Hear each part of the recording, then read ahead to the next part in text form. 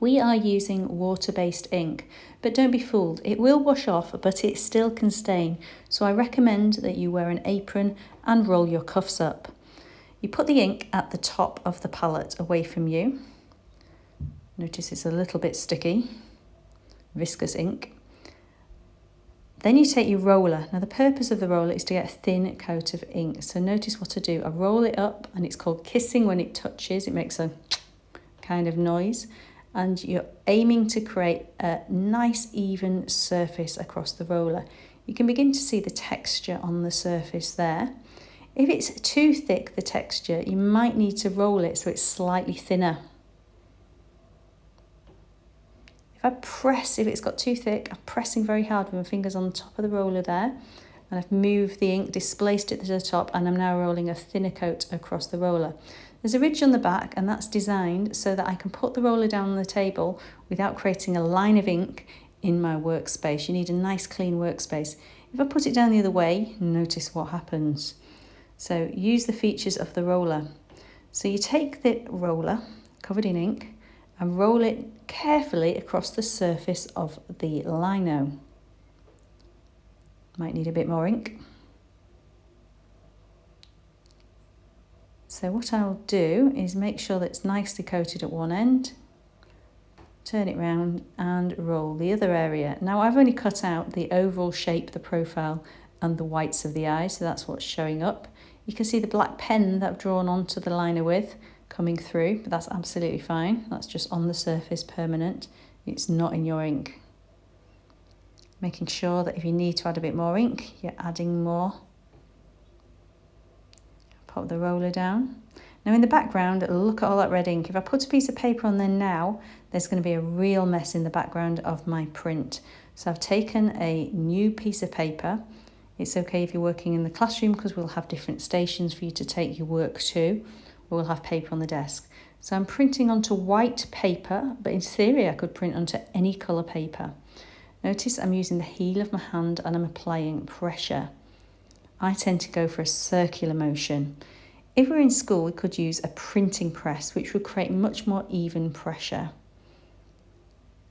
Just rubbing it at different points, moving my hand to secure and anchor it whilst I'm working around the image. You could, if you had a clean roller, obviously use a roller across the back, but remember the pressure is dispersed over a larger area. Acute pressure, like I'm applying there with my thumb, is actually better than dispersed pressure for this process. I can peel it up and have a look at my progress and then drop it down and carry on rubbing specifically in areas that I know need a little bit more work.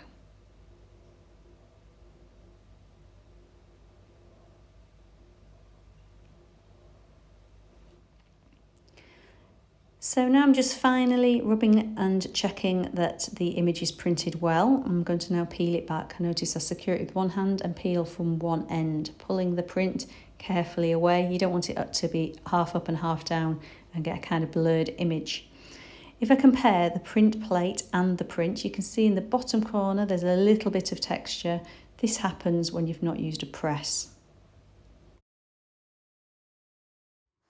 So we've moved away from the messier ink station to the very clean and pristine print area. This is the printing press in the main art hall. And this section here is called the metal bed. This is a roller and this is the handle. Those are the key features you need to know about. This is preset for lino. We know because there are strips here, the teachers and technicians will set up the press for you. You don't have to fiddle with any of these handles or levers at the top. So what we have is the metal bed, a sheet of newsprint, a piece of paper the size I'm going to print onto, the inked printing plate facing upwards, and then I'm going to take this clean piece of paper and very carefully align it on top of the one below.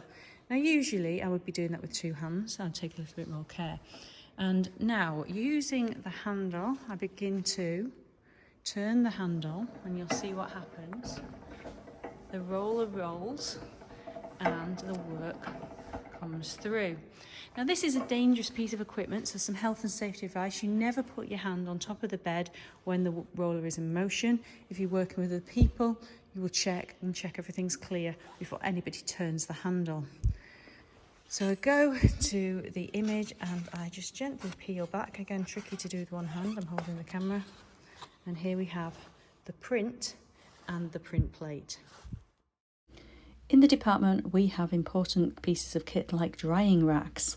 So how do you load a drying rack? You do not load it from the top. Look what happens if someone's looking to get their work out from a lower shelf. Oh no, your work has just slid down the back. And if it's wet, all smudged. If it's dry, not too bad. So you load it from the bottom shelf. You arrange your work neatly, side by side, thinking about best fit, and then put work on the shelf above when the lower shelf is full, and so on. The teachers and technicians will empty the rack when the work is dry and put your work in your tray or your rack space. So remember, what we're here to do is make multiple prints. You don't know how many necessarily you need to make, especially if you're doing a reduction plate, because ultimately some might get misaligned or not work very well, so we'll have to redo them. So the more you make at this stage, the more secure you'll be later. But now there is a big job. We now need to wash our print plate. Now it's water-based ink. If it was oil-based, we'd have to use a solvent, but you take this to the sink, just give it a wash with your hand or a sponge and leave it by the sink to dry. You'll also be washing your roller and any shared palettes we've used around the classroom, making sure they're all left to dry by the sink.